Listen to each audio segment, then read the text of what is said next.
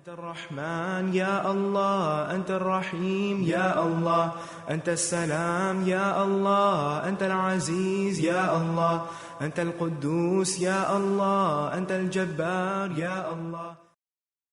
ولله الأسماء الحسنى فادعوه بها. نحمده ونصلي على رسوله الكريم، أما بعد فأعوذ بالله من الشيطان الرجيم. بسم الله الرحمن الرحيم. رب اشرح لي صدري ويسر لي أمري واحلل عقدة من لساني يفقهوا قولي. ناظرین، پروگرام اللہ کے خوبصورت نام کے ساتھ آپ کی خدمت میں حاضر ہیں۔ آج انشاءاللہ العزیز ہم اللہ سبحانہ وتعالیٰ کے نام الاول پر بات کریں گے۔ الاول، اول کا معنی ہے سب سے پہلا۔ اللہ سبحانہ وتعالیٰ اس وقت بھی تھا جب کوئی چیز نہ تھی اور نہ کوئی اس کے ساتھ تھا۔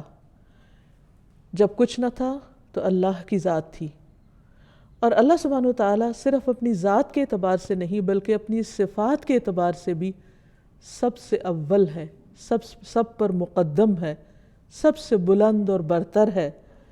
اس کا مقام اور مرتبہ ہر چیز سے بلند ہے۔ وہ کسی بھی چیز میں کسی دوسرے کا محتاج نہیں، وہ ہر ایک سے بے نیاز ہے، اور اسی طرح تمام چیزیں اس کی طرف لوٹنے والی ہیں۔ ہر چیز اسی کی طرف جا کر ٹھہر جانے والی ہے۔ وَأَنَّ إِلَىٰ رَبِّكَ الرُّجْعَىٰ۔ اول آخر کا الٹ ہوتا ہے، یعنی اول کا اپوزٹ ہوتا ہے آخر، اور یہ مبالغہ کے صیغوں میں سے ہے۔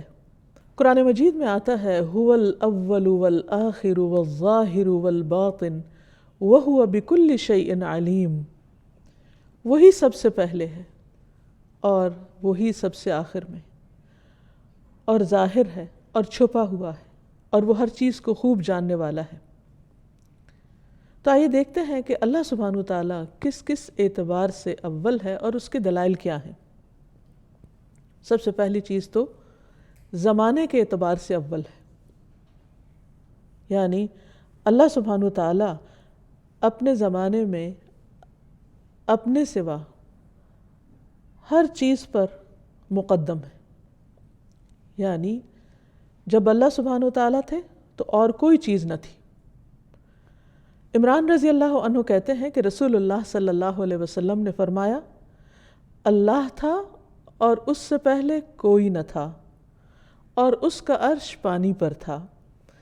اس نے آسمانوں اور زمینوں کو پیدا کیا اور لوح محفوظ میں تمام چیزیں لکھ دیں۔ پھر اسی طرح کبھی کسی کے ذہن میں یہ سوال آ سکتا ہے کہ عرش اور پانی سے پہلے کیا تھا؟ تو اس کا جواب یہ ہے کہ اللہ سبحانہ وتعالیٰ نے ہمیں اس کے بارے میں کچھ نہیں بتایا، اور ہمارا علم یہاں تک روک دیا۔ اگر بفرض محال کوئی یہ کہے بھی کہ عرش سے پہلے فلاں چیز تھی، تو پھر یہی سوال پیدا ہوگا کہ اس سے پہلے کیا تھا۔ اگر کسی اور چیز کا نام لیا جائے تو پھر یہ سوال ہوگا کہ اس سے پہلے کیا تھا، تو اس سے پہلے کیا اور اس سے پہلے کیا، تو یہ ایک اینڈلیس کویسچن ہو جائے گا۔ لہٰذا اللہ سبحانہ وتعالیٰ نے یہاں آ کر سٹاپ لگا دیا۔ اور بعض اوقات شیطان دل میں یہ خیال ڈالتا ہے، یہ وسوسہ ڈالتا ہے کہ اچھا پھر اگر ہر چیز کو اللہ نے پیدا کیا تو اللہ کو کس نے پیدا کیا؟ تو اس کے بارے میں نبی صلی اللہ علیہ وسلم نے ہمیں سکھایا ہے کہ اگر دل میں یہ خیال آئے تو بس یہ کہو آمنت باللہ، میں اللہ پر ایمان لایا، اللہ ہی بہتر جانتا ہے۔ اور پھر یہ کہ اللہ سبحانہ وتعالیٰ ہمیشہ سے ایگزسٹ کرتا ہے، اور باقی سب کچھ اس کا بنایا ہوا ہے، اور اس نے اپنی قدرت سے ہر چیز کو پیدا کیا ہے، اور وہ ہر چیز پر غلبہ بھی رکھتا ہے۔ اور پھر یہ کہ اگر اللہ سبحانہ وتعالیٰ نے ہمیں اس سے آگے علم نہیں دیا تو اس کی وجہ یہ ہے کہ ہم مخلوق ہیں، اور کچھ چیزوں کو نہ جاننا ہمارے امتحان کا حصہ بھی ہے، کیونکہ بعض اوقات ہم کچھ چیزوں کو جانتے ہیں تو وہ ہمارے لیے امتحان ہوتا ہے، اور بعض اوقات جب ان کا علم نہیں رکھتے تو وہ بھی ہمارے لیے امتحان ہے کہ پھر ہم کیا کرتے ہیں۔ تو یہ اللہ کی مصلحت، جس نے ہمیں پیدا کیا، وہ جو چاہے ہمیں سکھائے اور جو چاہے نہ سکھائے۔ سلیمان تیمی رحمہ اللہ نے فرمایا اگر کوئی مجھ سے پوچھے کہ اللہ کہاں ہے، میں کہوں گا پانی پر. اگر وہ کہے کہ پانی سے پہلے کہاں تھا تو میں کہوں گا میں نہیں جانتا، آئی ڈونٹ نو، کیونکہ ہمارا علم محدود ہے. آیت الکرسی میں اللہ تعالیٰ فرماتے ہیں وَلَا يُحِيطُونَ بِشَيْءٍ مِّنْ عِلْمِهِ إِلَّا بِمَا شَاءَ، اور وہ اس کے علم میں سے کسی چیز کا احاطہ نہیں کرتے مگر جتنا وہ چاہتا ہے. اور یہ ایک حقیقت بھی ہے. ایک وہ دنیا ہے جو ہم نے دیکھی نہیں، اور ایک وہ دنیا ہے جو ہم نے دیکھی ہے، جو ہمارے سامنے ہے. ہم اس دنیا کو بھی کتنا جانتے ہیں جو ہمارے سامنے ہے. دنیا کو تو چھوڑیں، خود اپنی ذات کے بارے میں کیا جانتے ہیں، اپنے جسم کے بارے میں ہم کیا جانتے ہیں. ساری دنیا کے سائنٹسٹ مل کر بھی صرف ایک سیل کو، جو سب سے چھوٹی اکائی ہے جسم میں، اس کو بھی پوری طرح ڈسکور نہیں کر سکے. اس کے بارے میں بھی آئے دن نئی نئی باتیں انسان کے علم میں آتی رہتی. تو انسان تو ابھی ذرے کے بارے میں بھی کامل علم حاصل نہیں کر سکا. کہاں یہ کہ وہ اس زمین کی ہر چیز کو جانے، اور پھر آسمانوں کی، اور پھر آسمانوں سے اوپر عرش اور عرش والے کے بارے میں یہ دعویٰ کرے کہ وہ سب کچھ جانتا ہے، اس کے بارے میں انسان کو سب پتہ ہے. تو یہ ایک لایانی سی بات ہوگی. انسان کا علم بہت محدود ہے، اس کی عقل بھی محدود ہے، اس کی صلاحیتیں بھی محدود ہیں، اس کی قوت بھی محدود ہے. تو انسان کے بس میں ہی نہیں کہ وہ ہر چیز کا علم اپنے اندر سمو سکے. اس لیے اللہ سبحانہ وتعالیٰ نے انسان کو صرف حسب ضرورت علم عطا کیا ہے. انسان تو انسان، فرشتوں نے بھی اس بات کا اقرار کیا تھا کہ ان کا علم بھی محدود ہے. اللہ سبحانہ وتعالیٰ نے آدم علیہ السلام کو پیدا کرنے کے بعد جب انہیں کچھ چیزوں کے نام سکھائے اور پھر انہیں فرشتوں کے سامنے پیش کیا کہ انبئونی باسماء ہؤلاء، تم مجھے ان چیزوں کے نام بتاؤ، تو وہ نہیں بتا سکے. انہوں نے کیا کہا؟ قالوا سبحانک لا علم لنا الا ما علمتنا انک انت العلیم الحکیم. انہوں نے کہا تو پاک ہے، ہمیں کچھ علم نہیں مگر وہ جو تو نے ہمیں سکھایا، ہم بس اتنا ہی جانتے ہیں. بے شک تو ہی سب کچھ جاننے والا، کمال حکمت والا ہے.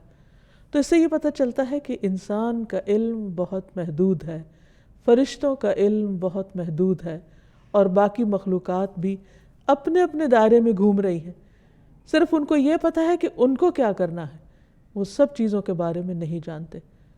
کلی علم، کامل علم، کمپلیٹ نالج صرف اور صرف اللہ سبحانہ وتعالیٰ کا ہے. اسی طرح ایک اور مثال ہے خضر علیہ السلام کی، کہ ایک مرتبہ جب موسیٰ علیہ السلام سے کسی نے کوئی سوال پوچھا، اور سوال کیا تھا کہ کیا آپ سے بھی زیادہ کوئی جانتا ہے، کسی کو علم ہے؟ تو انہوں نے کہا کہ میں اپنے سوا کسی کو نہیں جانتا کہ جس کو مجھ سے زیادہ علم ہو. تو اللہ سبحانہ وتعالیٰ کو یہ بات پسند نہ آئی، تو انہوں نے موسیٰ علیہ السلام سے فرمایا کہ جاؤ تم ہمارے ایک بندے کے پاس جس کے پاس تمہارے سے زیادہ علم ہے، اور اس سے کچھ سیکھو. تو موسیٰ علیہ السلام خضر علیہ السلام کے پاس آئے ایک طویل سفر طے کر کے، اور ان سے اجازت مانگی اور کہا کہ کیا میں آپ کے ساتھ چل سکتا ہوں تاکہ آپ مجھے ہدایت کی وہ باتیں بتائیں جو اللہ نے صرف آپ کو سکھائی ہیں، خاص آپ کو دی ہیں. خضر علیہ السلام بولے تم میرے ساتھ صبر نہیں کر سکتے. اے موسیٰ، مجھے اللہ نے ایسا علم دیا ہے جسے تم نہیں جانتے، اور تم کو جو علم دیا ہے اسے میں نہیں جانتا. یعنی ایون یہ کہ خضر علیہ السلام بہت کچھ جانتے تھے، لیکن انہوں نے بھی اپنی کم علمی کا اظہار کیا کہ موسیٰ جو تم جانتے وہ مجھے نہیں معلوم. کیونکہ ہر مخلوق کو یا ہر انسان کو اللہ سبحانہ وتعالیٰ نے ایک خاص فیلڈ میں جو بھی علم دیا ہے اس سے اوپر کسی اور کو پھر رکھا ہے. قرآن مجید میں آتا ہے وَفَوْقَ كُلِّ ذِي عِلْمٍ عَلِيمٍ، ہر علم والے کے اوپر ایک اور علم والا ہے. کوئی ایک شعبے کا علم جانتا ہے تو دوسرے سے بالکل لا علم ہے، کوئی دوسرے کے بارے میں معلومات رکھتا ہے تو پہلے کے بارے میں کچھ نہیں جانتا. تو بہرحال انہوں نے کہا کہ اللہ نے چاہا تو آپ مجھے صابر پائیں گے، اور میں کسی بات میں آپ کی نافرمانی نہیں کروں گا، تو آپ مجھے سکھائیے اس علم میں سے جو اللہ نے آپ کو دیا. دونوں دریا کے کنارے کنارے چل پڑے. ان کے پاس کوئی کشتی نہ تھی. بہرحال ایک کشتی سامنے سے گزری تو کشتی والوں سے انہوں نے کہا کہ ہمیں ساتھ بٹھا لیجئے. خضر علیہ السلام کو انہوں نے پہچان لیا اور بغیر کرائے کے سوار کر لیا. اتنے میں ایک چڑیا آئی اور کشتی کے کنارے پر بیٹھ گئی اور اس دریا میں سے 1 یا 2 چونچ مار کر کچھ قطرے اس نے پی لیے۔ خضر علیہ السلام بولے اے موسیٰ، میرے اور تمہارے علم نے جبکہ دونوں کے پاس الگ الگ ہے اور باقی مخلوق کے مقابلے میں کہیں زیادہ، کہا کہ میرے اور تمہارے علم نے اللہ کے علم میں سے اتنا ہی کم کیا ہوگا جتنا چڑیا نے اس پانی سے، یعنی اتنے وسیع و عریض دریا یا سمندر جو بھی سامنے تھا اس میں سے ایک چڑیا کی چونچ میں زیادہ زیادہ کیا گیا۔ تو گویا اللہ سبحانہ وتعالیٰ کے علم کے مقابلے میں انسان کا علم، اور وہ بھی ایک عام انسان نہیں، پیغمبر اور ایک اللہ کے خاص چنے ہوئے بندے جن کو اللہ سبحانہ وتعالیٰ نے بہت کچھ سکھایا تھا، ان کا علم اتنا معمولی ہے، تو پھر باقی انسانوں کا کیا حال ہوگا۔ پھر اسی طرح الاول کا معنی یہ بھی ہے کہ وہ اپنی صفت کمال میں سب سے مقدم، سب سے آگے، یعنی اس کی جو بھی صفات ہیں ان میں سے ہر صفت میں وہ سب سے اول درجے پر ہے۔ اس کی مخلوق میں سے کسی کے پاس بھی وہ نہیں جو اللہ رب العالمین کے پاس ہے۔ برابر ہونا تو دور کی بات، اس کے قریب بھی نہیں پہنچتا کوئی۔ وہ اپنی ذات میں، اپنی صفات میں، اپنے افعال میں، اپنے کاموں میں، اپنے ایکشن میں، اپنے علم میں، اپنی قدرت میں، ہر چیز میں مخلوق سے کہیں بالا و برتر ہے۔ پھر اسی طرح یہ کہ اللہ سبحانہ وتعالیٰ کے علاوہ اولیت کسی کو حاصل نہیں، حتیٰ کہ انبیاء علیہم السلام جو ہیں وہ بھی اللہ سبحانہ وتعالیٰ کے مقام پر نہیں ہیں۔ لیکن یہ بات بہت ہی تکلیف کی بات ہے کہ نبی صلی اللہ علیہ وسلم نے اس چیز کے بارے میں اپنی امت کو خبردار کیا، اپنی امت کو ڈرایا کہ میرے بارے میں غلو نہ کرنا، مجھے میرے مقام سے آگے نہیں بڑھانا، لیکن اس کے باوجود بعض اوقات امت میں اللہ سبحانہ وتعالیٰ کے مقابلے میں نبی صلی اللہ علیہ وسلم کے مقام کو زیادہ کر دیا جاتا ہے، حالانکہ اول مقدم سب سے برتر اللہ سبحانہ وتعالیٰ ہی کی ذات ہے۔ محمد الرسول اللہ صلی اللہ علیہ وسلم اللہ کے محبوب ہیں، اللہ کے چنے ہوئے ہیں، اللہ سبحانہ وتعالیٰ نے انہیں تمام مخلوقات پر فوقیت عطا کی ہے، تمام انسانوں پر فوقیت عطا کی ہے، لیکن وہ اپنے آپ کو کیا کہتے ہیں؟ عبداللہ و رسولہ۔ اور ہمیں بھی کس بات کا حکم دیا گیا ہے کہ ہم کس چیز کی گواہی دیں کہ محمد صلی اللہ علیہ وسلم کون ہے؟ وَأَشْهَدُ أَنَّ مُحَمَّدًا عَبْدُهُ وَرَسُولُهُ، میں گواہی دیتا ہوں کہ محمد صلی اللہ علیہ وسلم اس کے بندے اور اس کے رسول ہیں۔ اسی لیے تو آپ صلی اللہ علیہ وسلم سب سے زیادہ اللہ سبحانہ وتعالیٰ کے حضور کھڑے رہتے ہیں، اتنی دیر کہ آپ کے قدم مبارک سوج جاتے ہیں، طویل ترین رکوع کرتے ہیں، طویل ترین سجدے کرتے ہیں، اور ہر موقع پر دعائیں کرتے ہوئے اپنی بندگی اور عاجزی کا اظہار کرتے ہیں، کیونکہ اصل بلندی تو اللہ سبحانہ وتعالیٰ ہی کو حاصل ہے۔ ابن عباس کہتے ہیں کہ انہوں نے حضرت عمر کو منبر پہ یہ کہتے ہوئے سنا کہ میں نے نبی صلی اللہ علیہ وسلم سے سنا، آپ نے فرمایا مجھے میرے مرتبے سے زیادہ نہ بڑھاؤ، جیسے عیسیٰ علیہ السلام کو نصارہ نے ان کے رتبے سے زیادہ آگے بڑھا دیا۔ میں تو صرف اللہ کا بندہ ہوں، اس لیے یہی کہا کرو کہ میں اللہ کا بندہ اور اس کا رسول ہوں۔ انس بن مالک کہتے ہیں کہ ایک مرتبہ ایک شخص نے نبی صلی اللہ علیہ وسلم کو مخاطب کر کے کہا، اے محمد، اے ہمارے سردار، اے سردار کے بیٹے، اے ہمارے بہترین اور اے ہم میں سے بہترین کے بیٹے۔ تو نبی صلی اللہ علیہ وسلم نے فرمایا، لوگو تقوی کو اپنے اوپر لازم کر لو، شیطان تمہارے ہوش گم نہ کرنے پائے۔ میں صرف محمد بن عبداللہ ہوں، اللہ کا بندہ اور اس کا رسول ہوں۔ اللہ کی قسم مجھے یہ چیز پسند نہیں ہے کہ تم مجھے میرے مرتبے سے بلند کرو، اس مرتبے سے جو اللہ نے میرے لیے رکھا ہے۔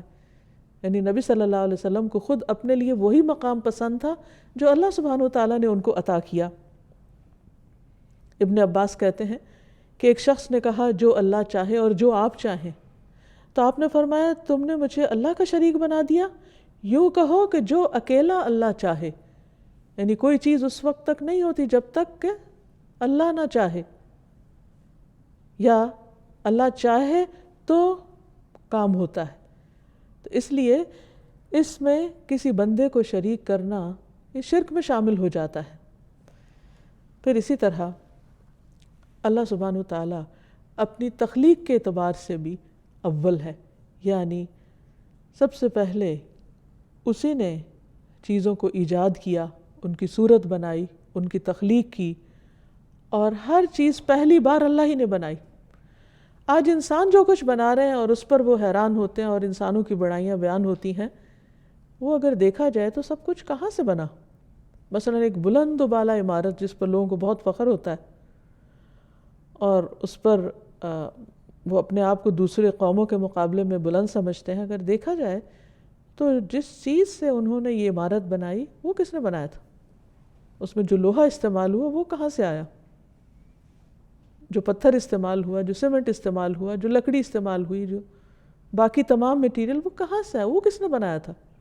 انسان تو صرف اس کی جوڑ توڑ کر رہا ہے، صرف اس کی ایک مخصوص شکل بنا رہا ہے۔ حقیقت یہ ہے کہ ان سب چیزوں کو بھی اول بنانے والا، سب سے پہلے بنانے والا اللہ سبحانہ وتعالیٰ ہی ہے۔ پھر اسی طرح پیدائش کی ابتدا اللہ سبحانہ وتعالیٰ نے کی ہے، یعنی انسانوں کی پیدائش کی بھی۔ سورۃ الانبیاء میں آتا ہے کما بدأنا اول خلق نعیدہ وعدا علینا انا کنا فاعلین، جس طرح ہم نے پہلی پیدائش کی ابتدا کی، اول مرتبہ بنایا، ہم اسے لوٹائیں گے، دوبارہ بنانا ہمارے لیے کچھ مشکل نہیں، یہ ہمارے ذمہ وعدہ ہے، یقیناً ہم ہمیشہ وعدہ پورا کرنے والے ہیں۔ سورۃ یاسین میں آتا ہے قل یحییھا الذی انشأھا اول مرہ وہو بکل شیء علیم، کہہ دیجئے انہیں وہ زندہ کرے گا جس نے انہیں پہلی مرتبہ پیدا کیا اور وہ ہر طرح کا پیدا کرنا خوب جانتا ہے۔ یعنی مشرکین مکہ کو یہ شک گزرا یا اس بات پر وہ ایمان نہیں رکھتے تھے کہ ہم دوبارہ کیسے پیدا ہوں گے، یہ کیسے ممکن ہے کہ ہڈیاں جب گل جائیں گی، ختم ہو جائیں گی، چورا چورا ہو جائیں گی، انسان پھر سے بنا لیا جائے گا اور اس کا حساب لیا جائے گا۔ وہ اس بات کو نہیں مانتے تو ان کی سمجھ میں نہیں آتا تھا۔ تو اس پر اللہ سبحانہ وتعالیٰ نے فرمایا کہ پہلی بار کس نے پیدا کیا تھا؟ جس نے پہلی بار پیدا کیا وہ دوبارہ بھی پیدا کر سکتا ہے۔ اللہ سبحانہ وتعالیٰ نے بے شمار چیزیں بنائی، لیکن یہ بھی یاد رہے کہ سب سے پہلی چیز جو اس نے بنائی وہ قلم تھا۔ عبادہ بن صامت نے اپنے بیٹے سے کہا میں نے رسول اللہ صلی اللہ علیہ وسلم کو فرماتے ہوئے سنا کہ پہلی چیز جو اللہ تعالیٰ نے بنائی وہ قلم تھا، پھر اس سے فرمایا کہ لکھو، اس کو حکم دیا لکھو، تو اس نے کہا ہے میرے رب کیا لکھوں؟ اللہ تعالیٰ نے فرمایا ہر چیز کی تقدیر لکھو یہاں تک کہ قیامت قائم ہو جائے۔ اے میرے بیٹے، میں نے رسول اللہ صلی اللہ علیہ وسلم سے سنا ہے جو اس اعتقاد کے بغیر مر گیا وہ مجھ سے نہیں۔ یعنی نہ صرف یہ کہ ہمیں یہ ماننا چاہیے کہ اللہ سبحانہ وتعالیٰ نے پہلی چیز قلم بنائی، بلکہ یہ بھی کہ اللہ سبحانہ وتعالیٰ نے چیزوں کو پیدا کرنے سے پہلے ان کے بارے میں ساری معلومات قلم کو حکم دیا اور اس نے لکھ لی۔ یعنی اللہ سبحانہ وتعالیٰ کا علم اتنا مکمل ہے کہ ابھی جو چیزیں وجود میں نہیں آئیں اور ان کی رنگ، شکل، ان کے تعداد، ان سے متعلق ہر چیز لوح محفوظ میں لکھی ہوئی ریکارڈ میں موجود ہے۔ تو آپ سوچئے کہ اس کا علم کتنا وسیع ہوگا۔ پھر اللہ سبحانہ وتعالیٰ نہ صرف یہ کہ سب سے پہلے بنانے والا ہے، بلکہ اپنی تمام چیزوں پر پوری قدرت بھی رکھتا ہے، وہ قادر بھی ہے۔ پھر یہ بات بھی یاد رہے کہ اللہ سبحانہ وتعالیٰ الاول ہونے کے ساتھ ساتھ فاعل یعنی کام کرنے والا اور قادر پوری قدرت والا بھی ہے۔ اس کی صفت یہ ہے کہ وہ ہمیشہ سے آخر تک یعنی شروع سے آخر تک کریٹر بھی ہے، اور جتنی بھی اس کی کریشن ہے سب اس کے کنٹرول میں بھی ہے، اور پھر ان کے اندر جو جیسی چاہے وہ تبدیلی بھی کر سکتا ہے۔ تو جب وہ اول ہے جس سے پہلے کوئی چیز نہیں، تو اس کے ساتھ ساتھ یہ بھی یاد رہے کہ وہ اپنی مخلوق کے اندر جو چاہتا ہے کرتا ہے، جس وقت چاہتا ہے کرتا ہے۔ قرآن مجید میں آتا ہے ذو العرش المجید فعال لما یرید، کہ وہ بہت بزرگ عرش والا ہے یا عرش کا مالک ہے، بڑی شان والا ہے، جو چاہتا ہے کر گزرتا ہے۔ اب یہ کہ جب ہمیں اللہ سبحانہ وتعالیٰ کی اس صفت کی پہچان ہو گئی کہ وہی اول ہے اور اس سے پہلے کچھ نہ تھا اور ہر چیز کو اسی نے بنایا اور ہر چیز اسی کے قبضہ قدرت میں ہے، تو پھر ہمیں اس کی اس صفت کے ساتھ دعا بھی کرنی چاہیے، اس کے اس نام کے ساتھ اس کو پکارنا بھی چاہیے، اور اللہ سبحانہ وتعالیٰ کو پکارتے ہوئے اولیت دینی چاہیے، یعنی دعا کرتے ہوئے اپنی حاجات مانگنے کی بجائے سب سے پہلے اللہ کا ذکر کرنا چاہیے۔ اسی لیے جس دعا کے شروع میں اللہ سبحانہ وتعالیٰ کی تسبیح بیان کی جاتی ہے، درود شریف پڑھا جاتا ہے، وہ دعا قبول ہوتی ہے، اور یہ دعا مانگنے کا سلیقہ اور ادب بھی ہے۔ یعنی سب سے پہلے چھوٹتے ہی اپنی حاجت نہ رکھے انسان کہ اللہ یہ چاہیے، بلکہ سب سے پہلے اللہ سبحانہ وتعالیٰ کی تعریف کی جائے، اس کی پاکی بیان کی جائے، اس کا ذکر کیا جائے۔ اور یہاں تک کہ ہم دیکھتے ہیں کہ بعض دعاؤں میں صرف اللہ کی تعریف بیان کی گئی ہے، اس میں مانگا کچھ بھی نہیں گیا، لیکن اس کے باوجود اللہ چونکہ ہمارے دلوں کے حال بھی جانتا ہے، تو وہ ہمیں صرف اس تسبیح پر بن مانگے بھی عطا کر سکتا ہے۔ اسی لیے تکلیف اور دکھ کے موقع پر نبی صلی اللہ علیہ وسلم نے جو دعا سکھائی، اللہ اللہ ربی لا اشرک بہ شیئا، تو اس میں صرف اللہ سبحانہ وتعالیٰ کی توحید کا بیان ہے کہ وہ شرک سے پاک ہے، لیکن ایسا کچھ مانگا نہیں گیا کہ اس تکلیف کو دور کر دے یا رب، یا اس پریشانی کو دور کر دے۔ تو اس سے یہ پتہ چلتا ہے کہ اللہ سبحانہ وتعالیٰ کا ذکر ہر چیز سے پہلے ہونا چاہیے۔ اور ویسے بھی عام روزمرہ زندگی میں جب کہیں بھی کسی چیز کا ذکر کرنا ہو، مثلاً اللہ سبحانہ وتعالیٰ کا ذکر کریں اور آپ کسی بندے کا ذکر کریں، اللہ تعالیٰ کا شکر ادا کریں اور بندے کا شکریہ ادا کریں، تو اس میں ہمیشہ اللہ سبحانہ وتعالیٰ کو اولیت دیں۔ اسی طرح اگر مثلاً آپ ایک آیت کوٹ کر رہے ہیں اور پھر نبی صلی اللہ علیہ وسلم کی کوئی حدیث بیان کر رہے ہیں، تو پہلے آیت کوٹ کریں گے، پھر حدیث بیان کریں گے۔ یعنی کسی بھی معاملے میں کہیں بھی پہلے اللہ کا ذکر ہوگا، سب پر مقدم، سب سے پہلے۔ پھر اسی طرح رات کو سوتے وقت اس نام سے اللہ کو پکار کر اپنی پریشانیاں اللہ کے سامنے رکھنی چاہیے۔ سہیل کہتے ہیں کہ ہم میں سے جب کوئی سونے کا ارادہ کرتا تو ابو صالح دائیں کروٹ پہ لیٹنے کو کہتے اور یہ دعا پڑھنے کا حکم دیتے، اور کہتے کہ یہ دعا نبی صلی اللہ علیہ وسلم کی بتائی ہوئی ہے۔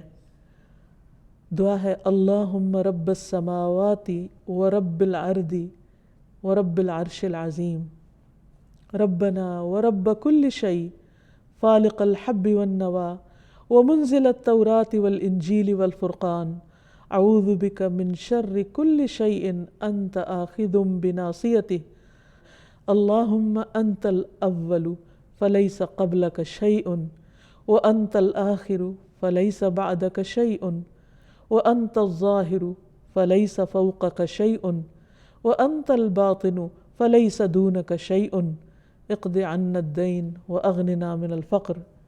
اے اللہ، اے آسمانوں اور زمینوں کے پروردگار، اے ہمارے رب، اے ہر چیز کے رب، اے دانے اور گٹلی کو چیرنے والے، اے تورات، انجیل اور قرآن کے نازل کرنے والے، میں تجھ سے ہر شر پہنچانے والی چیز کے شر سے پناہ مانگتا ہوں۔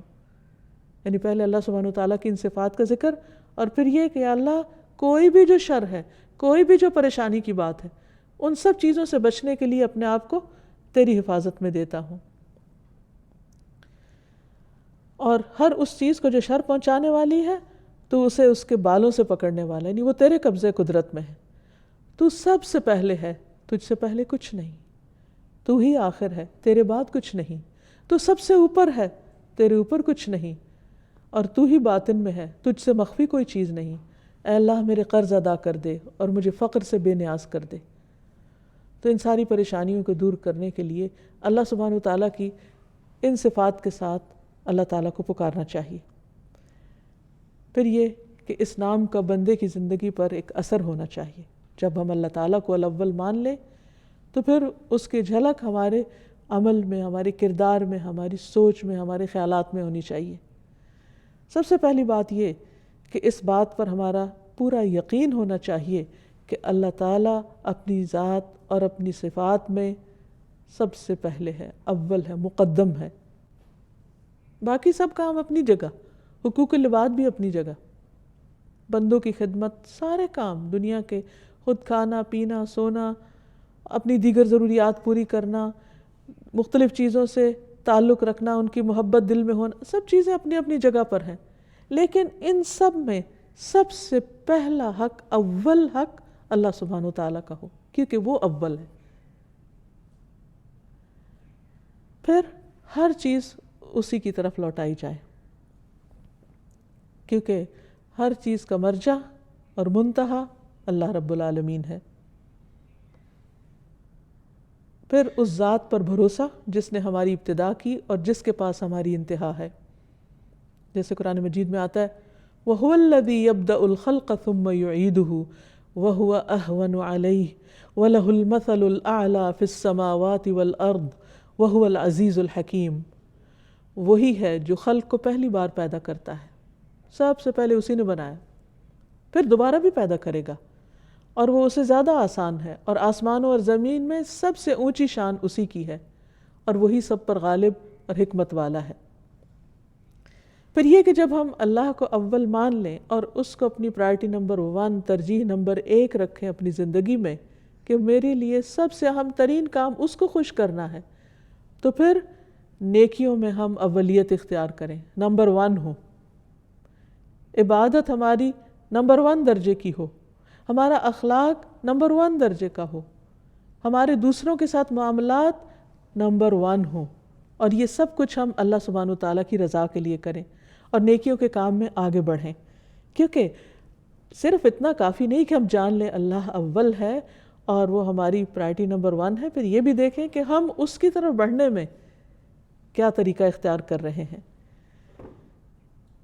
پھر اس کا یہ مطلب نہیں کہ جب ہم اللہ سبحانہ وتعالیٰ کی طرف بڑھیں یا نیکی کے کام کریں تو پھر ہم جنت کی خواہش نہ رکھیں، کیونکہ بعض لوگ یہ کہتے ہیں کہ اچھا اگر اللہ کے لیے کرنا ہے تو پھر جنت کی حرص دل میں نہیں ہونی چاہیے. حالانکہ یہ بات درست نہیں ہے. نبی صلی اللہ علیہ وسلم کے پاس ایک بدو آیا اور کہنے لگا مجھے ایسا کام بتائیے کہ میں کروں تو جنت میں داخل ہو جاؤں. تو صاف صاف اپنا مدعا رکھا. یعنی اس میں کوئی کانفلکٹ نہیں، کوئی کنٹراڈکشن نہیں ہے کہ اگر ہم اچھا کام کرتے ہیں اللہ کو خوش کرنے کے لیے اور اللہ کی رضا کے لیے تو جنت کی خواہش دل میں نہ ہو. وہ رکھی جا سکتی ہے، کیونکہ نبی صلی اللہ علیہ وسلم کی خدمت میں ایسا سوال کیا گیا اور آپ نے اس پر اس بدو کو بتایا کہ اللہ کی عبادت کرو، کسی کو شریک نہ ٹھہراؤ، اس کا فرض نماز قائم کرو، زکوٰۃ دو اور رمضان کے روزے رکھو. تو وہ کہنے لگا اس ذات کی قسم جس کے ہاتھ میں میری جان ہے، میں اس پر نہ کوئی زیادتی کروں گا نہ میں کمی کروں گا. جب وہ منہ موڑ کے جانے لگا تو نبی صلی اللہ علیہ وسلم نے فرمایا اگر کوئی ایسے شخص کو دیکھنا چاہے جو جنت والوں میں سے ہو تو اس شخص کو دیکھ لے. تو گویا جنت کا سوال کرنا، جنت کی خواہش رکھنا، اس میں کوئی برائی نہیں ہے، اور اس سے اللہ سبحانہ وتعالیٰ کی شان میں کوئی فرق نہیں آتا، کیونکہ اس نے خود اس کا حکم دیا، کیونکہ اسے ہماری کمزوریوں کا پتہ تھا کہ انسان کی خواہش اور تمنا کیا، اور یہ خواہشات بھی اسی نے بنائی ہیں ہمارے لیے. پھر اسی طرح یہ ہے کہ اللہ تعالیٰ کا حکم ماننے میں دیر نہیں کرنی چاہیے کہ اچھا جب سب لوگ کر لیں گے تو پھر میں بھی کر لوں گا. بعض لوگ صرف لوگوں کے یا زمانے کے ٹرینڈ کو دیکھتے رہتے ہیں کہ کس چیز کا فیشن ہے، یہ کون سی چیز ان ہے، اگر وہ دین کی ہے تو وہ لیں گے. نہیں، ہمیں کسی چیز کو اس نیت اور اس ارادے سے نہیں لینا کہ وہ لوگ کر رہے ہیں تو ہم بھی کر لیں، بلکہ اس لیے کہ انا اول المسلمین، میرے رب کا حکم ہے، اس نے فرمایا ہے.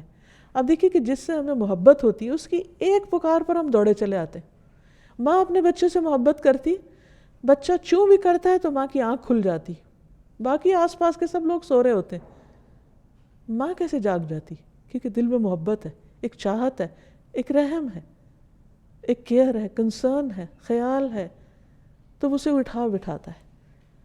تو پھر سوچئے کہ اگر ہمیں اللہ سبحانہ وتعالیٰ کی ذات اس بچے سے زیادہ پیاری ہو جائے، اور ہونی بھی چاہیے، کیونکہ اللہ تعالیٰ خود فرماتے ہیں والذین آمنوا اشد حبا للہ، وہ لوگ جو ایمان والے ہیں وہ اللہ سے شدید محبت رکھتے ہیں، سب سے زیادہ محبت رکھتے ہیں. پھر یہ کیسی محبت ہے کہ زبان سے ہم دعویٰ بھی کریں اور پھر جب اللہ کا حکم آئے تو ہم لبیک نہ کہیں، اور ہم صرف یہ دیکھتے ہیں اچھا ابھی کون اٹھا ہے اور کون نہیں.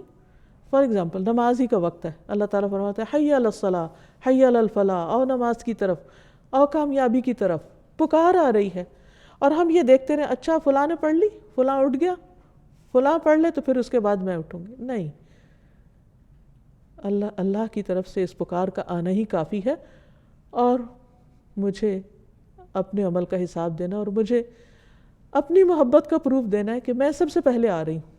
جیسے موسیٰ علیہ السلام اپنی قوم سے آگے چلے گئے اللہ کی ملاقات کے لیے.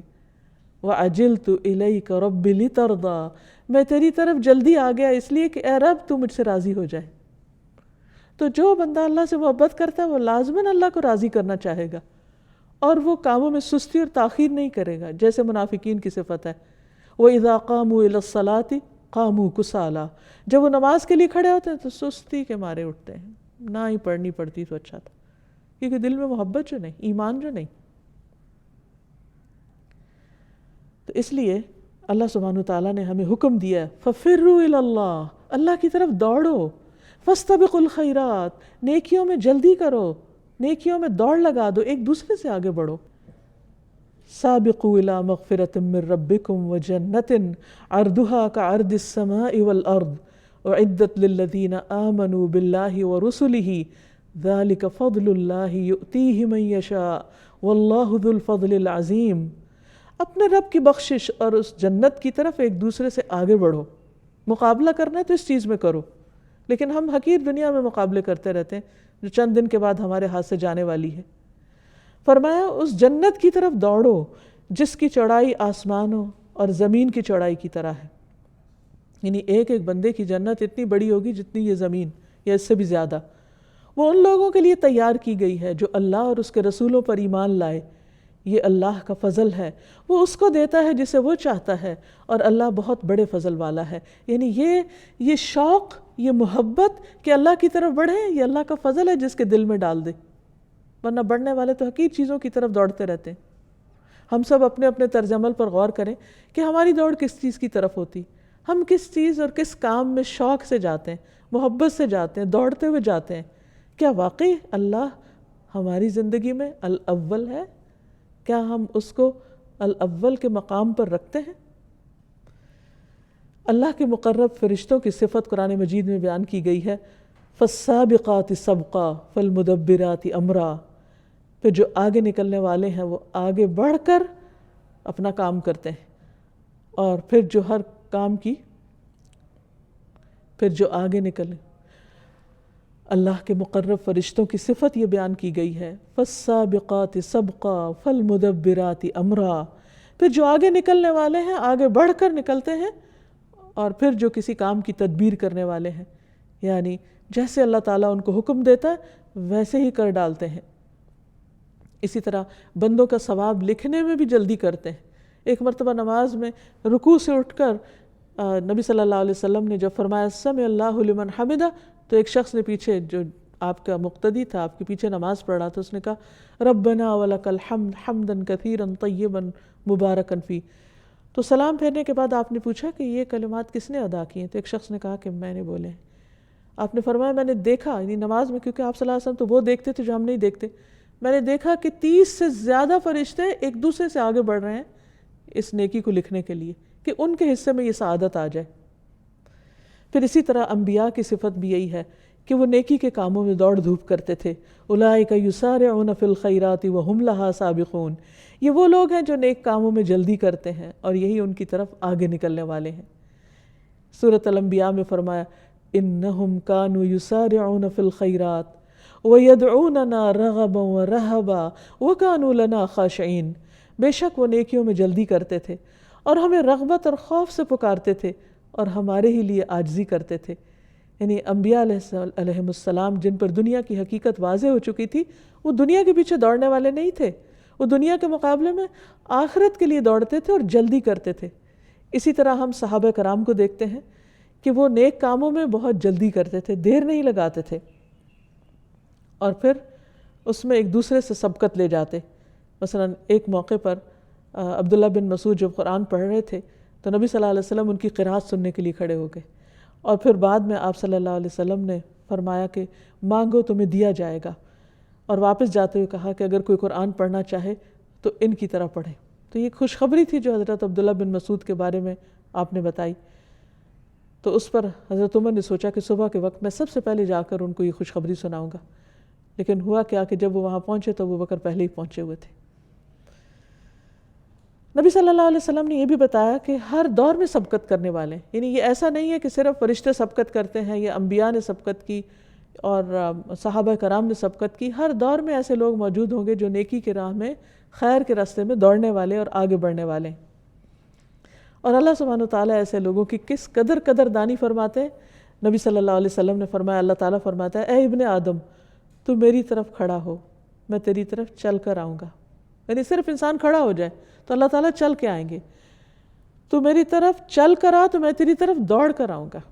یعنی ایسا نہیں کہ ہمارا آگے بڑھنا ہمارے لیے صرف آگے بڑھنا ہی ہے، وہ ہمارے لیے بہت بڑی سعادت کی بات ہے، کیونکہ اللہ سبحانہ وتعالیٰ کی رحمت اس سے بھی تیزی کے ساتھ ہماری طرف بڑھتی ہے. اور ایسے لوگوں کی جزا کیا ہے. سورۃ التوبہ میں اللہ تعالیٰ فرماتے ہیں، والسابقون الاولون من المہاجرین والانصار والذین اتبعوہم باحسان رضی اللہ عنہم ورضوا عنہ وأعد لهم جنات تجری تحتها الأنہار خالدین فیہا ابدا ذالک الفوز العظیم.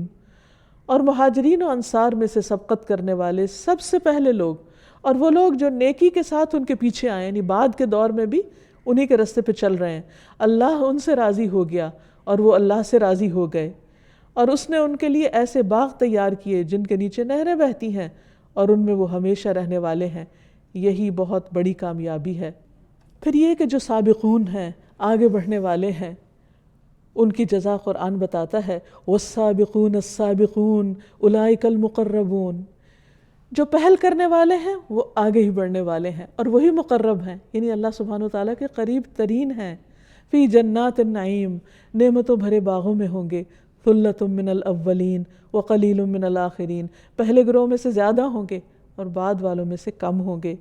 علی سرر موضونہ متکئین علیہا متقابلین یطوف علیہم ولدان مخلدون باکواب واباریق وکأس من معین لا یصدعون عنہا ولا ینزفون وفاکہۃ مما یتخیرون ولحم طیر مما یشتہون. سونے اور جواہر سے بنے ہوئے تختوں پر آرام کر رہے ہوں گے، ان پر تکیے لگائے ہوئے آمنے سامنے بیٹھنے والے ہوں گے، ان پر چکر لگا رہے ہوں گے وہ لڑکے جو ہمیشہ لڑکے ہی رہیں گے. ایسے کوزے اور سراہیاں اور لبالب بھرے ہوئے پیالے لے کر جو بہتی ہوئی شراب کے ہوں گے، وہ نہ اس سے سردرد میں مبتلا ہوں گے نہ بہکیں گے. اور ایسے پھل لے کر جنہیں وہ پسند کرتے ہیں، اور پرندوں کا گوشت لے کر جس کی وہ خواہش رکھتے ہیں. تو بات یہ ہے کہ السابقون الاولون بننے کے لیے ضروری ہے کہ ہم اچھے کام جلدی کریں، اول وقت میں کریں. مثلا نبی صلی اللہ علیہ وسلم نے دن کے پہلے حصے میں کام کرنے والوں کو برکت کی دعا دی. فرمایا، اللہم بارک لامتی فی بکورہا، اے اللہ میری امت کی صبح میں برکت ڈال دے. پھر اول وقت میں نماز پڑھنے کی فضیلت زیادہ ہے. نبی صلی اللہ علیہ وسلم سے سوال کیا گیا کہ سب سے افضل عمل کون سا ہے؟ تو آپ نے فرمایا، الصلاۃ فی اول وقتہا، نماز اول وقت میں ادا کرنا. پھر اسی طرح صبح اول وقت میں مسجد جانا، پہلی صف میں شریک ہونا، جمعہ کے دن جلدی مسجد میں جانا.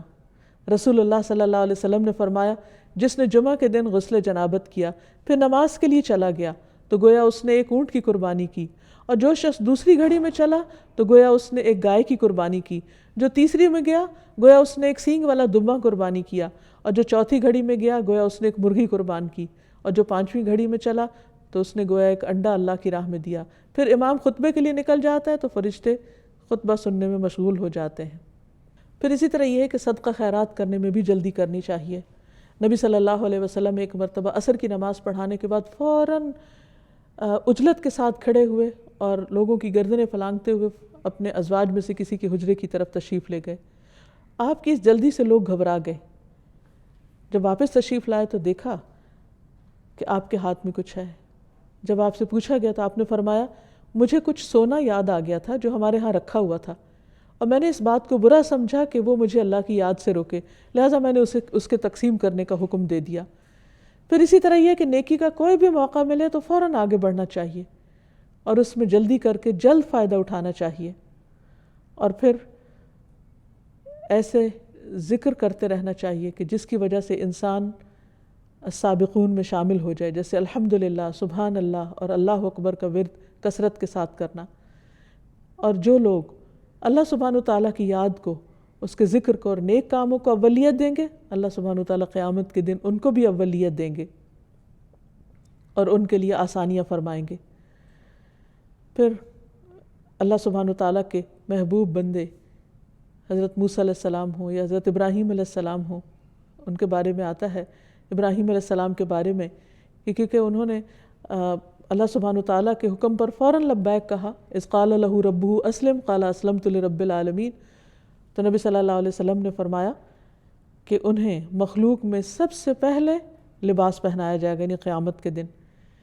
اسی طرح سب سے پہلے جنت میں جانے والے کون لوگ ہوں گے؟ آپ نے فرمایا میری امت میں سے 70,000 یا 7 لاکھ آدمی جنت میں جائیں گے جو ایک دوسرے کو تھامے ہوئے ہوں گے، ان کا پہلا بھی اندر داخل نہ ہونے پائے گا جب تک کہ آخری بھی داخل نہ ہو، یعنی اکٹھے گروہ کی شکل میں جائیں گے، ان کے چہرے 14ویں چاند کی طرح روشن ہوں گے، اور یہ ظاہر ہے وہ لوگ ہوں گے کہ جو اللہ سبحانہ وتعالیٰ کے حکم کو جلد ماننے والے ہیں۔ اسی طرح برے کاموں میں پہل نہیں کرنی چاہیے، کیونکہ جو انسان برے کام میں پہل کرتا ہے اس کے پیچھے آنے والے سارے لوگ جو بھی غلط کریں گے ان کا وبال بھی اس پہلے شخص کو بھگتنا ہوگا۔